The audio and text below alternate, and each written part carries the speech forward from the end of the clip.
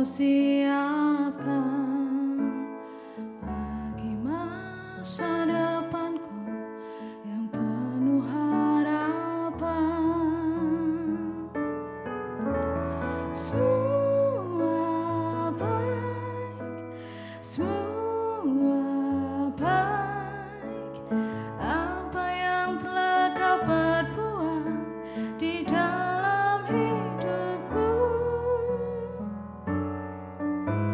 semua baik, sungguh teramat baik. Kau jadikan hidupku berarti.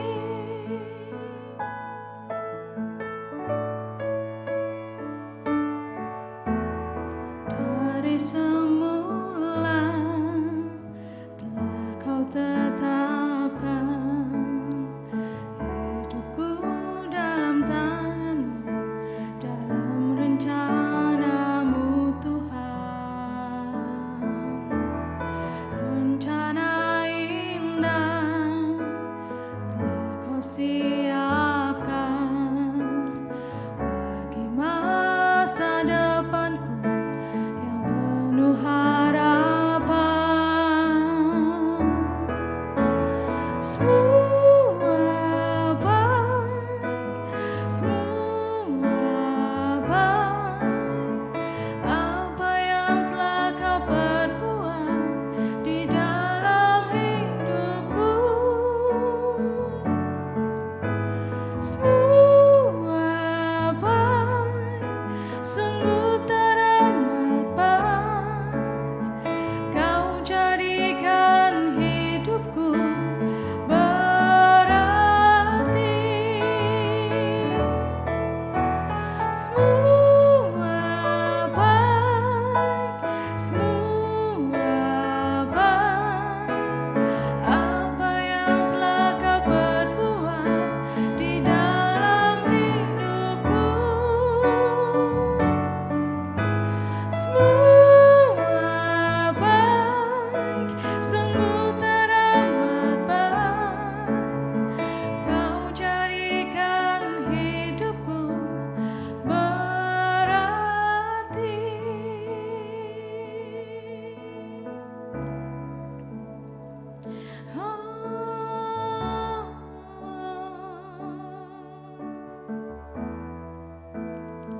Semua baik Tuhan,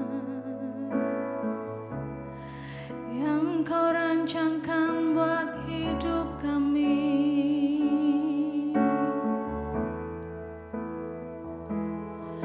Kami bersyukur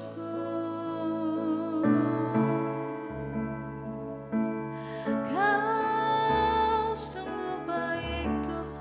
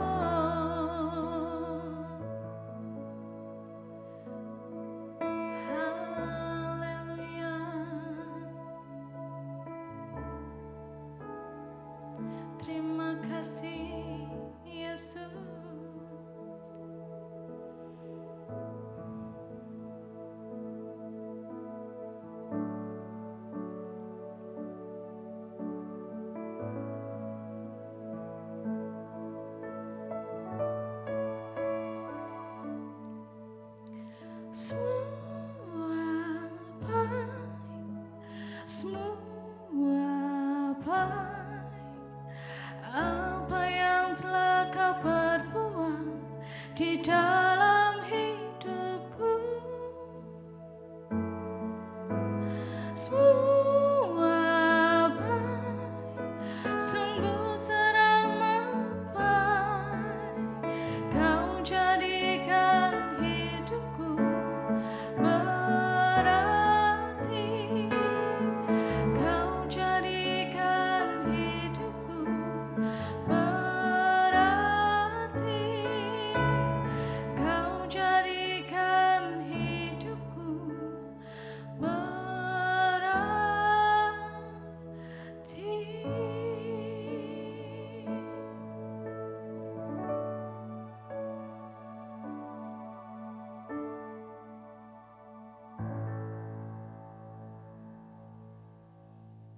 Oke, salam, selamat pagi anak-anakku, saudaraku yang dikasihi Tuhan.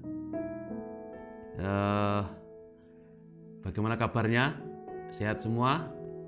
Saya yakin dan percaya kita ada dalam perlindungan Tuhan dan Tuhan selalu menjaga dan melihara setiap kita. Baik, saat ini kita akan belajar satu kebenaran firman Tuhan untuk pertumbuhan rohani kita. Dan tema pagi hari ini saya berikan tema adalah disiplin rohani. Nah, kalau bicara tentang disiplin, banyak orang tahu dimanapun kita berada, bicara disiplin pasti kita akan ketemu. Baik di terminal, baik di jalan, baik di kuliah, baik di sekolahan, baik di rumah pun, itu kata disiplin itu udah biasa buat setiap kita. Tapi kita bukan bicara tentang disiplin umum, tapi kita akan secara khusus kita bicara tentang disiplin rohani. Nah, bila Anda mau hidup sesuai dengan kemauan Allah, kuncinya cuma satu, yaitu disiplin rohani. Dalam 1 Timotius 4 kita baca ya, ayat 7b sampai ayat yang ke-8 berkata demikian. Latihlah dirimu beribadah. Latihan badan itu terbatas gunanya. Tetapi ibadah itu berguna dalam segala hal.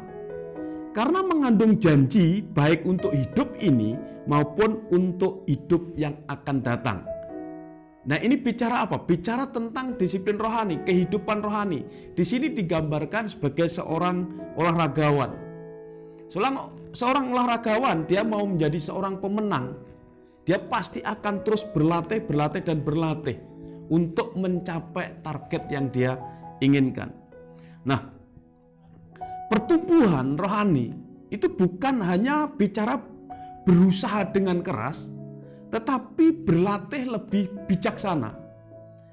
Artinya tidak serampangan, kita tidak melakukan pelatihan-pelatihan yang menyusahkan hidup kita malah, tapi justru kita bijaksana dalam bertindak dan kita tepat. Karena bicara disiplin rohani, kita bicara tentang kekekalan yang nantinya.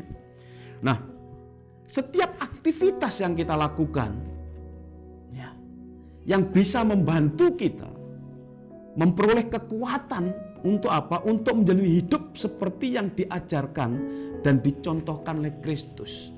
Jadi setiap apapun yang kita lakukan, yang kita kerjakan, itu coba kita lihat di dalam firman Tuhan dan apa yang dicontohkan oleh Yesus sendiri. Yesus mengajarkan banyak hal tentang disiplin rohani. Yesus mengajarkan banyak hal kepada setiap kita untuk kita menjadi orang-orang yang kuat di dalam Tuhan. Banyak. Nah, Allah, secara khusus Allah memakai dua hal untuk mengubah kita menjadi serupa dengan Kristus. Supaya kerohanian kita memiliki disiplin yang tinggi. Yang pertama adalah yang dipakai oleh Tuhan, orang-orang di sekitar kita. Amsal 27:17 katakan demikian. Besi menajamkan besi, orang menajamkan sesamanya. Nah, kita patut bersyukur jika ada orang yang di sekitar kita mungkin menjengkelkan kita. Mungkin itu jangan-jangan dipakai Tuhan untuk apa? Untuk mendisiplinkan kita. Yang didisiplin apa? Kesabaran kita, ya, ketaatan kita, ketekunan kita. Nah, Ini adalah disiplin rohani yang Tuhan berikan buat setiap kita. Tuhan pakai orang-orang di sekitar kita, mungkin berapa kali orang ketemu malah kita udah ngomong menjengkelkan sekali gitu ya. Tapi itulah yang Tuhan pakai. Tuhan kirim orang-orang di sekitar kita, di lingkungan kita untuk membentuk karakter kita. Supaya kita menjadi disiplin. Nah, itu yang pertama, orang di sekitar kita. Yang kedua adalah keadaan. Roma 8:28 berkata demikian. Allah turut bekerja dalam segala sesuatu untuk mendatangkan kebaikan bagi mereka yang mengasihi Dia. Ayat 29 dikatakan, untuk menjadi apa? Serupa dengan gambaran anaknya. Siapapun kita yang mendapat disiplin atau mendisiplinkan diri rohani kita, tujuannya untuk apa sih? Untuk menjadi serupa dengan gambaran anaknya, menjadi serupa dengan Kristus. Apapun yang kita lakukan, apapun yang terjadi dalam kehidupan kita, ayo kita pikirkan bahwa segala sesuatu itu bicara tentang kekekalan. Sesuatu yang nantinya akan kita dapatkan. Saat ini kita dibentuk dengan sedemikian rupa. Itulah proses. Makanya disiplin rohani, setiap aktivitas yang bisa membantu kita, seperti katakan tadi ya, untuk memperoleh kekuatan, itu menjadi gaya hidup kita. Seperti yang diajarkan dan dicontohkan Kristus, itu menjadi contoh teladan yang kita miliki, yang kita dapat. Makanya patron kita siapa? Yesus. Dia sebagai Allah, dia bisa mendisiplin dirinya. Dia harus memenuhi target. Targetnya apa? Dia harus mati di kayu salib. Walaupun setan iblis menghalanginya, itu tidak dapat dicegahnya. Dia harus mencapai pada puncaknya. Untuk apa tujuan semua itu? Untuk menyelamatkan setiap kita orang yang berdosa. Nah, bentuk disiplin rohani yang Tuhan pakai sebetulnya setiap saat kita bisa lakukan dengan pola-pola yang ada. Yang pertama adalah kita perlu saat teduh. Saat teduh kita tidak boleh tinggalkan. Bangun pagi baca firman, bangun pagi bersekutu dengan Tuhan. Mulai saat teduh itu. Itu untuk belajar disiplin. Yang kedua, disiplin yang kedua adalah doa. Dengan doa persekutuan intim dengan Tuhan, ya. Dan yang ketiga membaca firman.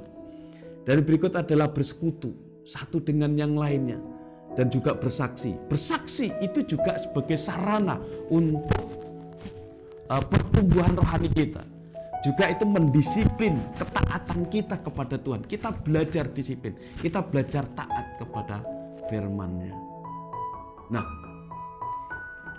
disiplin rohani itu kita lakukan dengan tulus, dengan jujur. Motivasinya untuk apa sih? Itu karena kasih kita kepada Bapa di surga.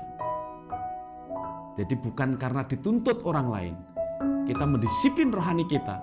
Itu motivasinya adalah untuk kita menunjukkan kasih kita kepada Bapa kita di surga. Dan itu menjadi keserupaan dengan Kristus, itu menjadi goal kita bersama-sama. Kita mau mendisiplin diri kita itu supaya kita menjadi serupa dengan Kristus itu. Nah, Tuhan mau kita tahu hidup kita ini adalah hidup yang diberkati Tuhan, hidup yang dipilih Tuhan, hidup yang dijadikan oleh Tuhan. Untuk apa? Untuk menjadi berkat bagi orang lain.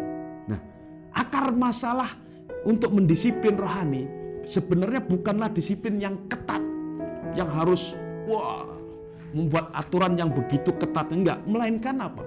Hasrat dan kerinduan yang keluar dari hati kita. Ada kemauan yang tulus dari hati kita. Untuk kita apa? Untuk kita mau menjadi serupa dengan Kristus. Itu yang Tuhan mau. Itu yang Tuhan inginkan. Karena itu Tuhan pakai lingkungan kita.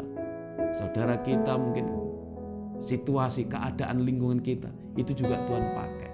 Makanya besi menajamkan besi, manusia menajamkan sesamanya. Gesekan, permasalahan itu biasa.